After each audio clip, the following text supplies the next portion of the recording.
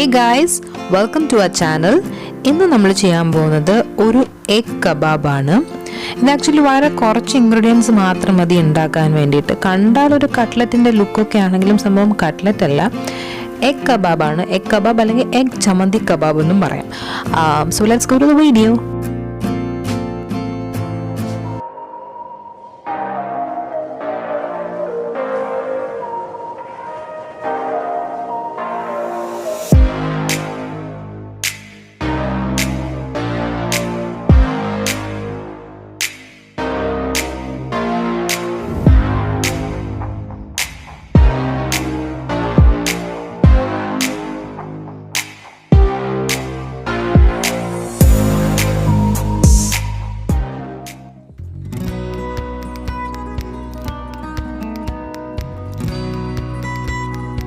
ഇതിൻ്റെ പേര് സജസ്റ്റ് ചെയ്യുന്ന പോലെയല്ല, നമുക്കിതിലേക്ക് ആദ്യം വേണ്ടത് ചമ്മന്തിയാണ്. അപ്പോൾ അതിനായിട്ട് ഞാനൊരു ചെറിയ മിക്സർ ഗ്രൈൻഡറിൽ 3 പച്ചമുളക്, 2 പീസ് ഇഞ്ചി, പുതിനയില, പിന്നെ അതിലേക്ക് മല്ലിയില ആഡ് ചെയ്യുന്നുണ്ട്. ഇനി അതിൻ്റെ മെയിൻ ഇൻഗ്രീഡിയൻറ്റ് നമുക്ക് തേങ്ങ ആഡ് ചെയ്ത് കൊടുക്കാം. ഇതിലേക്ക് നമ്മളൊരല്പം പോലും വെള്ളം ആഡ് ചെയ്യുന്നില്ല, വെള്ളം ചേർക്കുന്നതേ ഇല്ല. ഇതിങ്ങനെ നമ്മൾ അരച്ചെടുക്കണം. പിന്നെ ഒരു കാര്യം പറയാനുള്ളത് വെച്ചാൽ പുതിനയില ഇതിന് വേണം നിർബന്ധമില്ല. പുതിനയിലയ്ക്ക് പകരം കുറച്ച് അല്പം നാരങ്ങ നീര് ഇതിലേക്ക് ചേർത്താലും മതിയാവും. അപ്പോൾ നമുക്ക് ഇതൊന്ന് അരച്ചെടുത്തിട്ട് വരാം. അപ്പോൾ ഇത് ഞാനിപ്പോൾ അരച്ചു കഴിഞ്ഞു. ആ പുതിനയിലയുടെയും മല്ലിയിലയുടെയും ആ ഒരു പച്ച കളർ വന്നിട്ടുണ്ട്. നമ്മൾ പുതിനയില ചേർക്കുന്നില്ല എന്നുണ്ടെങ്കിൽ നമുക്കിതൊരു വൈറ്റ് കളറിൽ കിട്ടും. ഇപ്പോൾ ഞാൻ കുറച്ച് ഉപ്പും കൂടെ ആഡ് ചെയ്യുവാണ്. ഇനി അടുത്ത് നമുക്കിതിലേക്ക് വേണ്ടത് കോഴിമുട്ടയാണ്. കോഴിമുട്ടയോ താറാമുട്ടയോ കാടമുട്ടയോ എന്താണെന്ന് വെച്ചാൽ നിങ്ങൾക്ക് എടുക്കാം. ഇപ്പം ഞാൻ എടുത്തേക്കുന്ന കോഴിമുട്ടയാണ്, അത് പുഴുങ്ങിയതാണ്. പുഴുങ്ങിയത് ഇപ്പം എനിക്ക് 4 ഞാൻ എടുത്തിരിക്കുന്നു എന്നേ ഉള്ളൂ. നമുക്ക് ആവശ്യം എത്ര എണ്ണം ഉണ്ടാക്കണം അതനുസരിച്ച് നിങ്ങൾക്ക് എടുക്കാം. ഇതിപ്പോൾ ഞാൻ 4 കോഴിമുട്ട പുഴുങ്ങിയതാണ് ഇതിലേക്ക് എടുത്തേക്കുന്നത്. നമ്മൾ ഹാഫായിട്ട് മുറിച്ചെടുക്കുവാണ്. ഇപ്പോൾ ഇത് നമ്മളിവിടെ എല്ലാം മുറിച്ചെടുത്ത് കഴിഞ്ഞ് ഇതിന് നമുക്കൊരു 8 എഗ് കബാബ് ഉണ്ടാക്കാൻ പറ്റും. ഇനി വേണ്ടത് ഇത് നമുക്ക് മുക്കി പൊരിക്കാനുള്ള ആ ഒരു എഗ് മിക്സ് ഉണ്ടാക്കുക എന്നുള്ളതാണ്.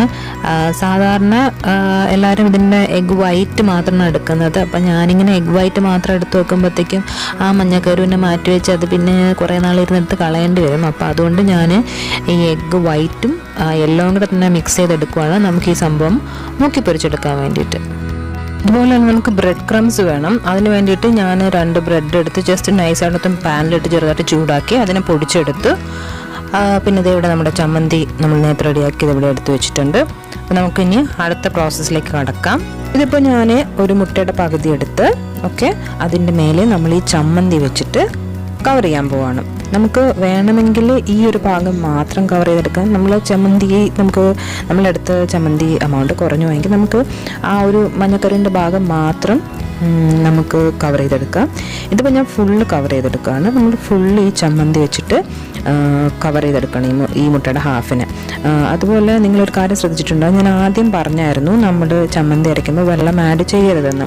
അതിൻ്റെ മെയിൻ റീസൺ ഇതാണ്. ഇവിടെ നമ്മൾ വെള്ളം ആഡ് ചെയ്തെങ്കിൽ നമുക്ക് ഇതുപോലെ ഇത് കവർ ചെയ്യാൻ പറ്റത്തില്ല. ഇതിപ്പോൾ വെള്ളം ഇല്ലാത്തത് കൊണ്ടാണ് ഇതിപ്പോൾ നമുക്ക് നല്ല നീറ്റായിട്ട് കവർ ചെയ്തെടുക്കാൻ പറ്റുന്നത്. ഇതുപോലെ ഇടയ്ക്ക് വരുന്ന ഗ്യാപ്പൊക്കെ നമുക്കങ്ങ് ഫില്ല് ചെയ്തെടുക്കാം. ഇപ്പോൾ നമ്മൾ ഈ ഫുൾ മുട്ട ആ ഒരു ചമ്മന്തി വെച്ച് കവർ ചെയ്തെടുത്ത് കഴിഞ്ഞു. ഇനി നമുക്കത് നമ്മൾ നേരത്തെ ഉണ്ടാക്കി വെച്ചിരിക്കുന്ന ആ എഗ് മിക്സിലേക്ക് ഫുള്ളൊന്ന് ഡിപ്പ് ചെയ്ത് ഇനി അതിലേക്ക് നമുക്ക് ബ്രെഡ് ക്രംസ് ആഡ് ചെയ്ത് കൊടുക്കാം. ബ്രെഡ് ക്രംസും എല്ലായിടവും പറ്റുന്ന രീതിക്ക് നമ്മൾ ആഡ് ചെയ്ത് കൊടുക്കണം.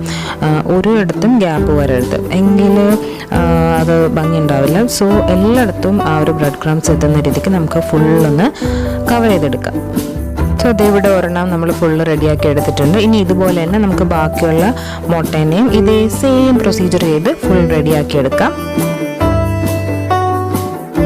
അപ്പോൾ ഇവിടെ എല്ലാം റെഡിയായി കഴിഞ്ഞ് നമുക്കിനി ഇത് പൊരിച്ചെടുക്കാം.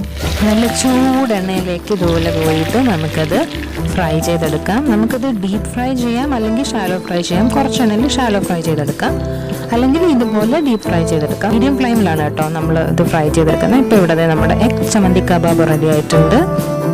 നിങ്ങളും ട്രൈ ചെയ്ത് നോക്കണം.